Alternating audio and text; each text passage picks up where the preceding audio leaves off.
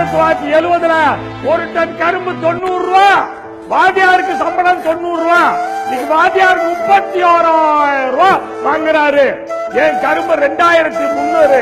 1970 40 ரூபாய் தான் 60 கிலோ நெல்லு. அன்னைக்கு எம்எல்ஏ சம்பளம் 250. இன்னைக்கு எம்எல்ஏ 55,000 வாங்குறாரு. 220 மடங்கு ஏறிச்சு. 40 ரூபாய் நெல்லு இன்னைக்கு 880 தான். அது வாங்க நாதி இல்ல. எனக்கு லாபகரமான விலை கொடுக்கல. என் நெல்லு 40 ரூபாய்க்கும் போது வங்கி மேலாளர் சம்பளம் 150 ரூபாய். இன்னைக்கு வங்கி மேலாளர் 66,000 ரூபாய் வாங்குறாரு. 440 மடங்கு சம்பளம் ஏறிடுச்சு.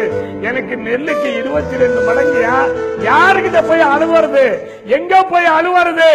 எங்க 100 ரூபாய் கொடுத்தா 25 ரூபாய் பண்ணுவோம். என் பால் 16 ரூபாயா, தண்ணி 22 ரூபாயா. என்கிட்ட அரிசி 25 ரூபாய்க்கு வாங்கி ஒரு 10 ரூபாய்க்கு உளுந்து போட்டு ஒரு 10 ரூபாய் எண்ணெய் ஊற்றி ஒரு 15 ரூபாய் கேஸ் போட்டு ஒரு 40 ரூபாய் கொடுத்த ஆள் கொடுத்துதான் 40 தோசை சொல்றாயா. ஒரு தோசை 50 ரூபாய்ங்கய்யா. மிடில் மேன் சாப்பிடுறான். மிடில் மேனை கேட்க மாட்டேங்கிறியா ஐயா? ஆவடி குமார் ஐயா, விவசாய காப்பாத்துங்கய்யா. நீங்க இந்த மிடில் மேன் எல்லாம் பிடிச்சி உள்ள போடுங்கய்யா.